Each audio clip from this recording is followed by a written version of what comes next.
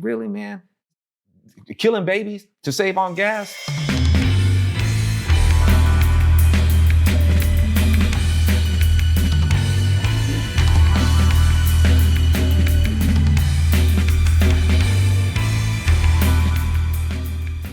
Howdy, folks. Welcome to the Virtue Signal. I'm Alfonzo Rachel with my buddy Bill Whittle. And you know what we do? We challenge the so-called virtue of perverts trying to impose their ideas of virtue on us. So in this episode, I caught wind of Stacey Abrams, and this, Bill, this is her virtuous approach to dealing with gas prices and the woes of the gas prices. You just need to kill your babies. That's her so-called logic. Good reason for abortion is gas prices are so high. Yeah. Why would you want to have children and subject them to even higher gas prices? Right. So rather than subject them to higher gas prices, you go subject the kid to death. Okay. So in their virtue, and I guess to save the planet and all that sort of stuff, which seems really weird to me. It's like, what do you want to save the planet for? For future generations. You don't want future generations. You don't want future generations, right? And it's like, she thinks that it's better. The remedy for this is, and I don't mean to make light of the morbidity of this, man, but it's like, it's better to drill a hole in the back, in a kid's head and suck out their brain than to drill a hole in the ground and get our own oil. Ooh. This is the logic of the Democrat Party. And man, I don't like being under their rule, Bill. I don't like it one bit. What say you? Well, this argument is made against Republicans as well, but there's some truth to it. The politics has gotten a lot more extreme. And the reason it's gotten more extreme is because it's more invasive. I don't mean to keep repeating myself, but honestly, in the 50s or whatever, the difference between a Republican and a Democrat was that a Democrat wanted a 13% tariff and a Republican wanted a 6% tariff, and everything else was unpoliticized. But the progressive movement is about politicizing everything, especially manufacturing victims. So now everything's politicized, which means people get, more extreme. But with that said, I don't know how you could write a description. Oh, I remember where the point I was trying to make here. What the leadership on both poles is saying does not necessarily represent the beliefs of the rest of the party, right? And to some degree, you have leaders a little bit on the outside fringes of this. So what I'm trying to do here is I'm trying to absolve significant millions of Democrats who are not on board with the farthest reaches of this stuff. Because what I was saying all that to say is, if you were to take a look and write down on a piece of paper, parchment would be better actually, what the progressive movement believes in, not an interpretation, just that here's their plank, right? This is their electoral plank. We believe in this, we believe in this, we believe in this, and this. I think the first word that any impartial person would look at this and say is, this is a death cult. Mm-hmm. It's a death cult. Yeah. They're not only in favor of infanticide, they're also in favor of euthanasia when we run out of resources, because everybody's going to have the same healthcare system. And if it turns out that you're in your late 70s, let's say, and you've got a problem, and that problem, is going to cost $100,000 to fix. We don't have the $100,000. We don't have enough money. We only spend, $4 trillion a year, but we don't have enough money for that. So here's some pain pills, go home and die. Mm-hmm. And that's not an exaggeration of what socialized healthcare is. And this is part of what these people believe. They want death in the beginning, and they want death at the end, and they want death in the middle. And I'm against I'm against these things. Some people are firm, but I'm against them. One of the most powerful moments I ever had in my career was when I was doing a speaking engagement up in Canada. And the person who invited me was a Canadian conservative, and he actually ran a cancer clinic. And he told me that under the Canadian system, the national health system in Canada, which they're so proud of, he said, people come to me all the time, Bill. I probably get 4 or 5 of these a week. People who I don't know, but people who know people that I know. And time again, I will get emails from people saying, I've just received this diagnosis.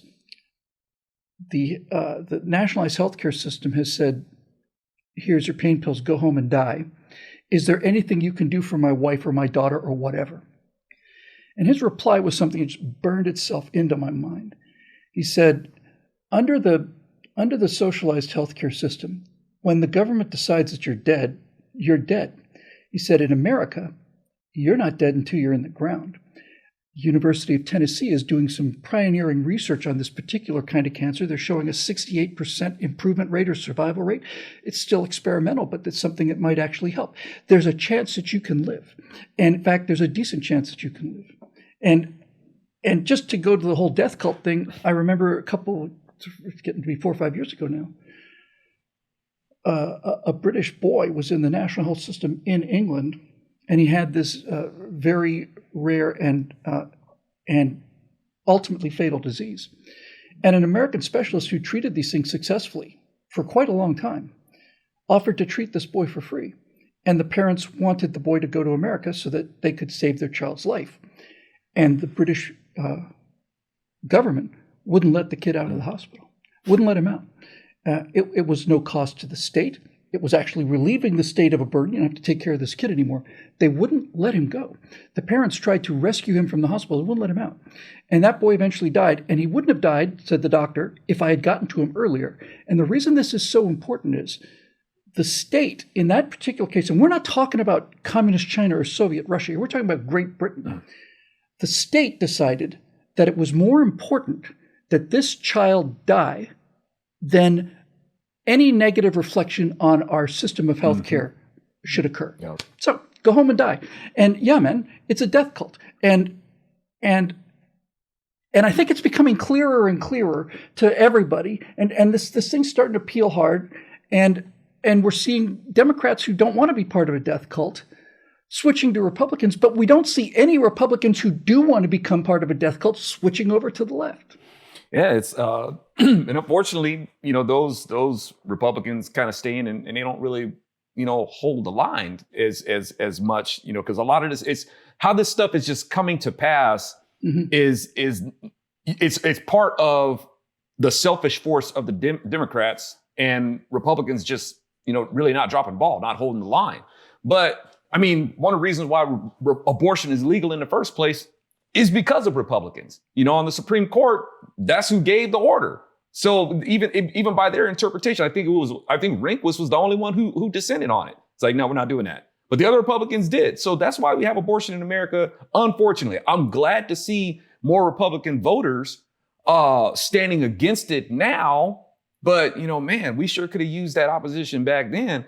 And but you're right. The Democrats are a death cult. They don't hold true to the things that they throw in our face, like bringing up the poem of give us you're tired, you're poor, and you're hungry. It's like, are you serious? You guys say about, you talk about give us you're tired, you're poor, and hungry. You want to lecture us about that, but yet you're going to profile a kid to the point of death if they're going to be born poor.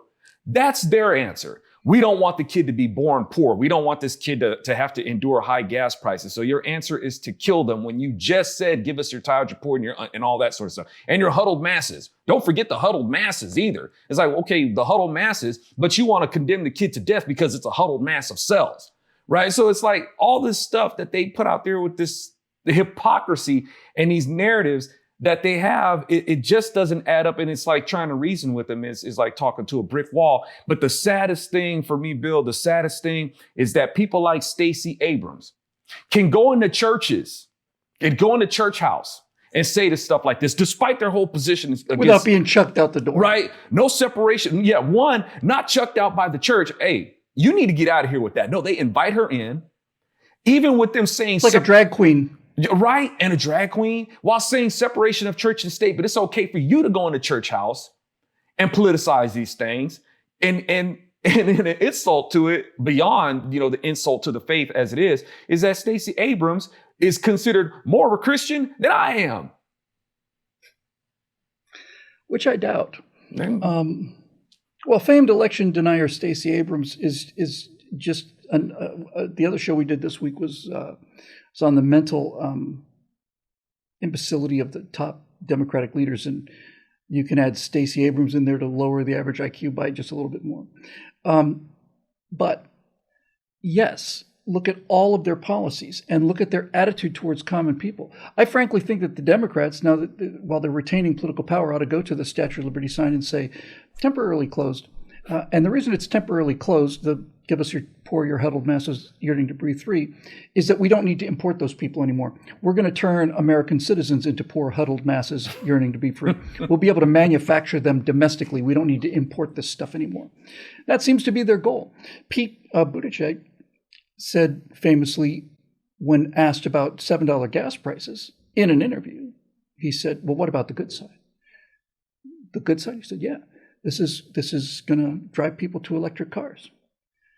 First of all, let's put aside the fact that if you're having a hard time paying $7 a gallon, it's not likely that you've got $35,000 or $40,000 or more to go out and buy a new electric car. And of course, secondly, the electricity isn't generated from unicorn tears. You have to burn fuel to generate the electricity. And California can be summed up in a nutshell by saying, in 10 years, we're going to require all cars sold in California to be electric. And by the way, use less electricity because we don't have the means to continue with the air conditioning and other systems that we have now as we continue to shut down power plants.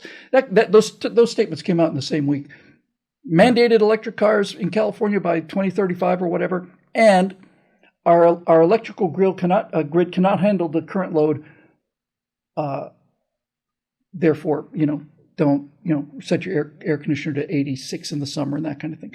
Look, all of this stuff and all of this stuff that seems kind of not really important, but is around the edges peripherally.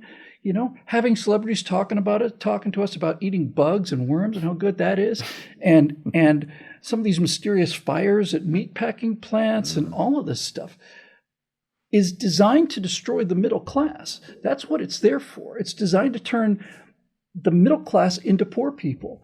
The American middle class has not just been the economic engine of the world and the scientific invention center of the world.